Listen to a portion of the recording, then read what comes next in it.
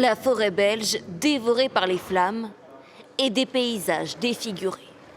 Depuis vendredi, des centaines de pompiers luttent pour contenir le brasier dans des conditions compliquées. Autour de ce pompier militaire, un paysage apocalyptique. Après le passage des flammes, un silence pesant. Que reste-t-il d'une forêt quand l'incendie qui l'a ravagée pendant des semaines est désormais fixé ou maîtrisé selon les termes qu'on entend aujourd'hui? Une terre brûlée qui exhale toujours sa chaleur par vannes, une fumée noire courbée par la brise quand il y en a, et le silence des insectes qui ont déserté cet air épais et sirupeux. Regardez, il est arrivé, il a été hué à son arrivée par les habitants très en colère contre l'État. En colère qui accuse l'État d'avoir sacrifié le village.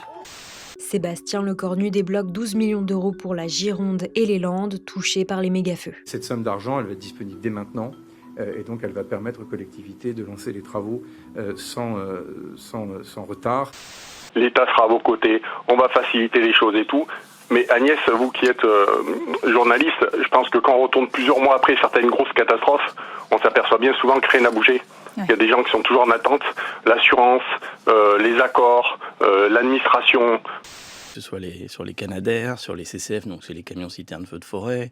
Voilà, bon, on a un discours gouvernemental ou politique qui dit on a augmenté les moyens, etc. Bon, les stats montrent plutôt, par exemple, pour les CCF, qu'on est largement à 500, à 1000 camions qui manquent.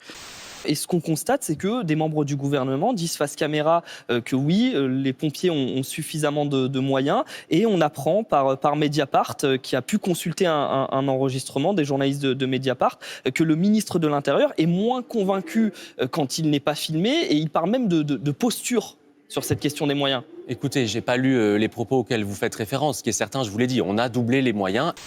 Vous décrivez les regards durs, les voix fortes, les visages fatigués, les corps endurcis, les mains parsemées de bleus et de coupures à force de monter des cordes. Et vous racontez surtout cette incongruité d'un service public qui repose à 80% sur des volontaires dont on salue le dévouement, mais le dévouement à bon dos quand il s'agit aussi de faire des économies. Et à mon sens, c'est un manque énorme de l'action d'Emmanuel Macron, une sécurité civile au niveau européen, parce que les événements extrêmes climatiques, on le sait, les chercheurs le disent depuis des dizaines d'années, les événements climatiques extrêmes vont se développer. Des orages qui ont également frappé cette station de ski des Hautes-Pyrénées. Il est tombé l'équivalent de 2 à 3 semaines de pluie sur les dernières 24 heures. Mêlé à de la boue, le torrent a été d'une rare violence. Ce matin, les habitants constatent les stigmates d'une crue éclair.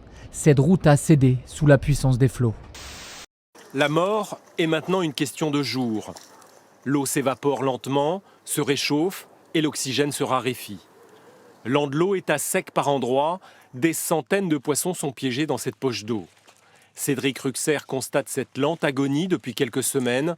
Ce riverain a remué ciel et terre en espérant du secours, en vain. À chaque budget, une hypothèse sur le coût à venir de la dette française, et celui pour l'an prochain pourrait bien s'appuyer sur un taux à 10 ans autour des 4%, comme c'est le cas aujourd'hui. Une première depuis les lois de finances des années de crise financière puis crise des dettes souveraines. Et cela va forcément influencer les décisions budgétaires, selon l'économiste Éric Heyer. Le fait que les taux d'intérêt franchissent la barre des 4%, ça va être mis en avant pour dire, vous voyez, ce n'est plus maintenant soutenable. On n'a pas d'autre alternative que de faire ces efforts-là. C'est plus dans le narratif à court terme que dans la réalité. C'est à partir d'aujourd'hui que les usagers piratés, au moins 678 000 particuliers et professionnels, seront contactés individuellement.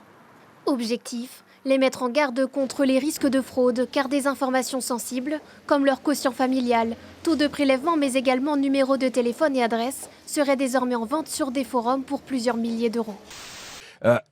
Le Premier ministre a dit que notre doctrine restait la même, détecter, interrompre, poursuivre, informer, renforcer. Walou, mon gars, Walou. Si le pirate, il n'avait pas revendiqué lui-même, quand est-ce qu'on l'aurait su? Il l'a revendiqué, le pirate, l'attaque, et on a mis effectivement 2 mois, 7 semaines à prévenir les particuliers. à la prochaine élection présidentielle. C'est dans 9 mois seulement et on ne sait toujours pas ce que feront les écologistes. Marie Tondelier a pris la parole ce week-end pour appeler les forces de gauche de Jean-Luc Mélenchon à Raphaël Glucksmann à se parler pour trouver une candidature commune tout en maintenant sa propre candidature à elle. La séduction, séduire quelqu'un, essayer de voir, il n'y a pas de problème sur ça. Le problème, c'est quand la personne te dit non et que tu insistes.